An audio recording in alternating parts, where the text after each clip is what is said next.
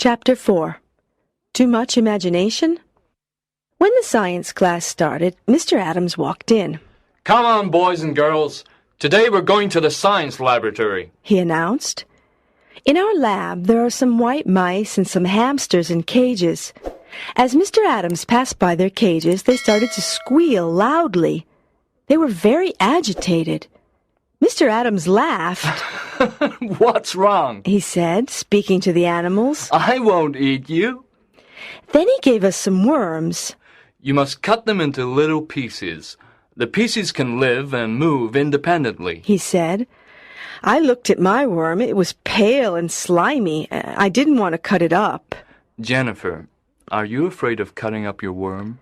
I looked up.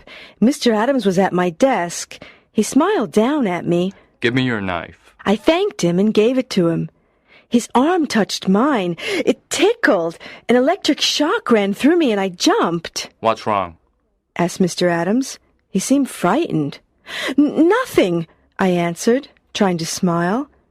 He helped me cut up my worm, then walked away. No one else in class had noticed anything. I didn't know what to think. Were all my teachers weird, or was I just too imaginative? I wrote a note to Paul and told him what had happened. "Paul," I whispered.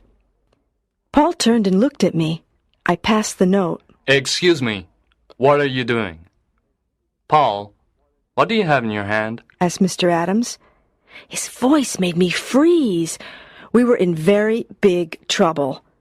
Nothing," said Paul. "Please listen to the lesson. If I see you again, you must give me the note."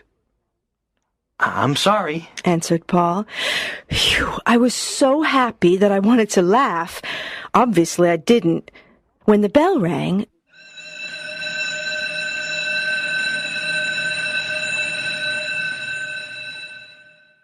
Mr. Adams called me to his desk. Oh, no, I thought. He smiled. "I'm sorry I scared you. 2 years ago I had an accident. My left arm is artificial. It's an electric prosthesis, and sometimes it can give electric shocks." He seemed a little embarrassed. I was surprised and sorry. He was so sweet. I thanked him and went to lunch. "Paul, forget what I wrote," I said as I sat down at our usual lunch table. I told Paul and Dana about Mr. Adams's electric prosthesis. Then Dana mentioned Mr. Stone. Paul and I looked at each other, but we didn't say anything. Besides, after school, Dana had a dance club meeting in the gym, so Paul and I were free. We finished our chocolate milk and went out to recess. At the door, we met Mr. Stone. His head was down. He seemed deep in thought. "Hi," Dana said to him. Hi," he said, surprised, lifting his head. His eyes were green again. "Wow, that Mr. Stone is really a mystery," Dana exclaimed. I still didn't want to tell Dana the whole story, so I changed the subject. Fortunately, the bell interrupted us.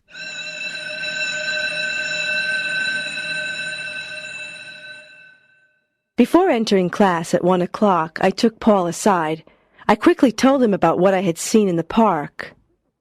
"Wow. I wonder what we'll see this afternoon," remarked Paul. Chapter 5. Mr. Stone. When the school day finished, Paul and I hid behind some bushes and watched the school gate. We saw many classes go home and some teachers, but we didn't see Mr. Stone. The minutes passed. "Maybe he went home by car," I said. At that moment, through the bushes, we saw a man with black hair and very high cheekbones walk past. "It's him," I whispered. "Wait. He mustn't suspect that we are following him," Paul said. We waited 2 minutes. "Okay, we can go," I said. We followed him at a distance, and finally we saw him go into a house. It was a pretty pink 2-story building. There was a lawn in front of it and a big tree on the side. We crept up to the window and carefully looked inside. Mr. Stone put his briefcase down and opened the refrigerator. He took out another bottle of that horrible green liquid and put it on the table. Then he went upstairs. "Now what can we do?" Paul whispered. No problem. I can climb the tree, I said. Are you sure? Of course. Don't forget I play volleyball. Be careful. I went to the tree. It wasn't very high, and it was easy to climb. From my position, I could see his room. Mr. Stone was there. What's happening? Whispered Paul. He's sitting in front of a mirror, I said softly. His hands are on his head. Oh, no! What?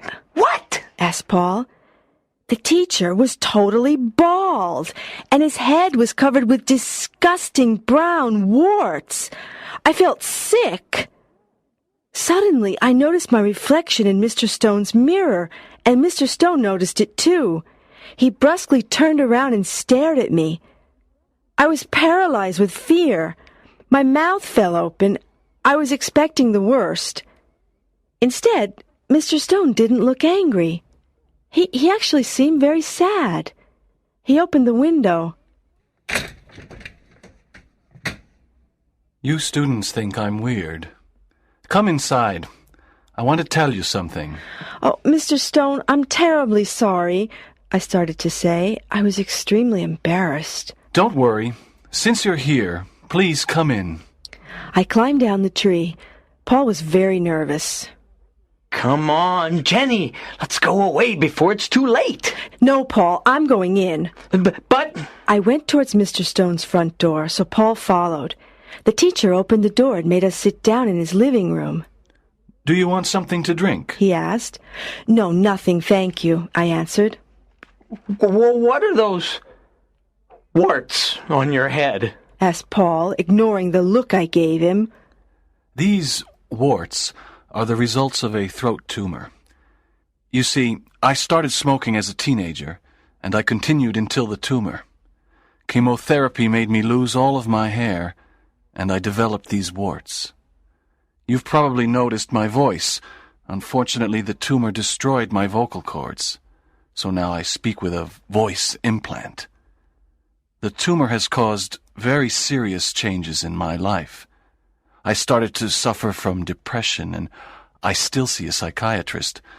I also moved, hoping to start a better life in a new environment.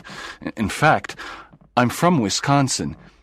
You see, I'm not married, and the illness has made me very lonely. People don't like illnesses. They stay away from sick people. Sick people bother them. Mr. Stone, we really feel terrible about our behavior, I said. Yes, we really apologize. We hope you can forgive us, added Paul. Don't worry. In a sense, I'm glad this happened. I haven't talked like this to anyone for a long time. You see, I want to be friends with my students. That's why I asked your class so many questions. But it's very hard for me to smile or be cheerful. Try to understand if I'm strict or unpleasant. I smiled at Mr. Stone. I was very moved. We understand, I said softly. May I ask you a question? Said Paul. Paul! I exclaimed. It's okay. Ask me anything you want, answered Mr. Stone. What's that stuff you eat at lunch? Oh, did that scare you? The green liquid and the black pills are part of my treatment. They include protein and other nutritional substances. And why? Excuse my curiosity. Were your eyes amber-colored yesterday? Well, I tried some colored contact lenses. I wanted to do something different. I thought that a new look could make me feel better, but it didn't work. Mr. Stone, I began, I saw you at the park this morning. Gee, I probably appeared very strange to you with all those movements, he said. My doctor suggested early morning exercise in fresh, clean air. You really have watched me these last few days, I must say. Paul and I looked at each other. We felt rude and very silly. We were ashamed for being so inconsiderate. Well, Mr. Stone, we don't know how to thank you for your hospitality and kindness, I said. We really don't deserve it. Our behavior... That's enough. Don't worry. Thank you for your company. I'll see you tomorrow at school. And remember, if you ever want to come and visit me, you're always welcome. Thank you very much. We'll come again, said Paul. Paul and I left Mr. Stone's house and walked home. Well, I think we've learned a lesson, Paul said. We must remember that many people in this world are suffering. Many people have problems. And if they act in strange ways, there are reasons. There isn't an alien behind every bush. There's a person, just like you and me. And maybe this person needs friendship and a helping hand. I looked at Paul with affection and admiration. His words expressed my own thoughts perfectly. We had let our imagination and superficiality dominate us. This made us forget human feelings and problems. I thought about Mr. Adams and his artificial arm. Even in that case, I had overreacted with my ridiculous suspicions. "Hey, Paul," I said, "I want to celebrate. This adventure is over. I feel relieved. Let's go to the Rainbow and buy an ice cream." Okay, Jenny. Good idea. "Let's call Dana, too," I added, thinking it was the moment to inform her about everything. Sure. We stopped at Dana's house and invited her. Chapter 6. Thanks to a Missing Watch. We sat down at the Rainbow and ordered 3 sundaes. "Dana, we have news about Mr. Stone," I said. Yes, although it's a very long story, Paul added. We told her everything, the news on the comet and the intergalactic meetings, our plan to spy on Mr. Stone, finally the teacher's sad story. Dana's expression went from surprised to worried to ashamed during our tale. Our class must be much nicer to him, she said. But this comet, maybe aliens will come to Earth. "Dana, please, I don't even want to hear the word alien," I exclaimed. Let's keep our eyes open for people in need, not for aliens, Paul added. Okay, sorry, said Dana. From the window of the ice cream parlor, I noticed that it was already dark. I looked at the time. My watch wasn't on my wrist. "Oh no, my watch!" I exclaimed. Then I remembered. I left it in the gym. I took it off at recess to play volleyball. I must go and get it. But Jenny, I'm sure that the janitor will find it and put it in a safe place, said Paul. I don't trust him. That watch is so important to me. It was a gift from my grandfather. He's dead now, and it's the only thing I have of him. I must go to school immediately. But the school's closed now, Dana commented. No, not today. Mrs. Ching is at school all evening because she's preparing some math tests.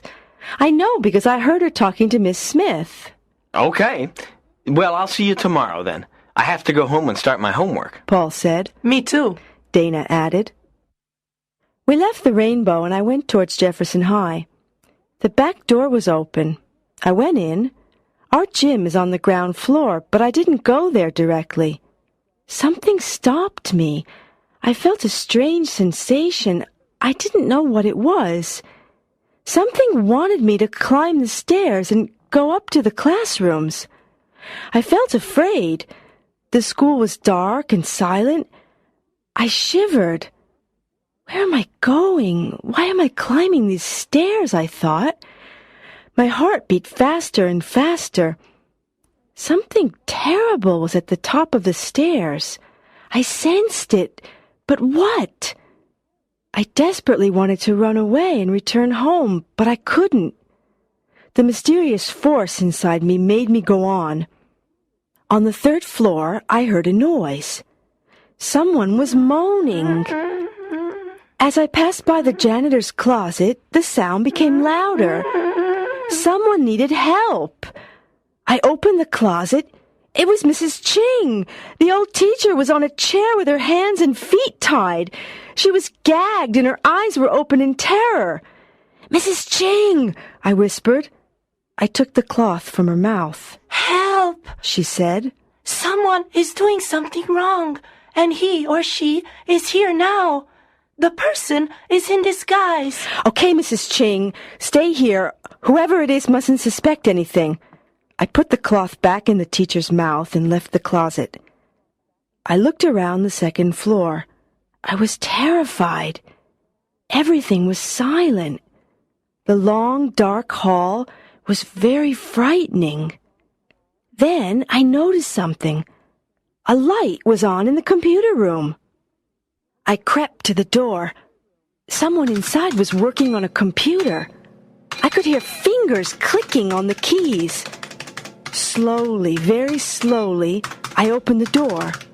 Just a crack. It was Mr. Adams. He was typing a kind of code on the screen. Was it a password? Then he took a small plastic object from his pocket. It looked like a key. He inserted it in the diskette slot. The screen blacked out. It flickered. Then something appeared. It was the face of an alien. The alien had a green head and big red eyes. It didn't have hair and it didn't have a nose. Its mouth and ears were very small. Then Mr. Adams put his hands on his head. He was pulling at his hair. It started to come apart. He was taking off his hair and his face. A green bald head surfaced. I realized that he was identical to the alien on the screen. He put his face on the computer table. Then the false Mr. Adams started talking. Clyrag calls base. Clyrag here. Clyrag calls base. I'll tank Pilex, Clyrag. How is your mission proceeding? Said the alien on the screen with a mechanical voice. For now, everything is okay. But I'm already tired of this mask. And I hate speaking this barbarian language. English is not a barbarian language, I thought angrily. I'm sorry, but your voice implant must stay inside you until the mission has finished. Then we can remove it. Tell me, does anyone suspect you? Said the alien. No, I don't think so. I had a small problem with an old math teacher, but I was in disguise and I tied her up in a closet. So everything's fine. Ha-ha, you're wrong. I'm here now, I thought. I hope you're right. Our mission can't fail. The spaceship must come this Friday. We'll land in the old abandoned airfield. We'll wait for you there. By 9:30 p.m., you must be ready. You must have the 2 students to take to Mitrax. We can't be late. When the comet leaves the Virgo constellation, we won't be able to travel anymore. The intergalactic doors close on Friday at midnight, said the alien on the screen. I know. Don't worry. I must still choose the 2 students, but I think I know who I want. How will you capture the students? You can't touch them because you're electric. Aha! So the story of his prostheses was a big fat lie, I thought. On Friday evening there is a family teachers meeting. During the meeting, I'll leave the other teachers. While the parents are listening to the teachers, I'll ask the students to come with me. I'll invent an excuse. Then I'll take them to the science lab, and I'll spray them with my hypnotizing spray. Once they're hypnotized, they'll do everything I say. They won't be able to think or rebel. We'll go out of the building by the fire escape exit and walk to the airfield, said Mr. Adams Clyrag. I'm sure he wants me, I said to myself. Be at the airfield by 9:30 p.m. then, Clyrag. Good luck. I'll tank Pilex. I'll tank Pilex, Gortz, said Mr. Adams Clyrag to the alien on the screen. Then he took the key out and the computer screen returned to normal. I silently closed the door and quickly went back to Mrs. Ching. I can't tell you anything. It's for your own safety. Just act normally and no one will hurt you, I said. Who? Mrs. Ching started to ask, but I escaped down the stairs and ran out of the building. I stopped running when I was far from the school. My watch was still in the gym, but at that point I didn't care. I had a lot of difficulty sleeping that night. I decided to tell Paul and Dana, but no one else. No one would believe me.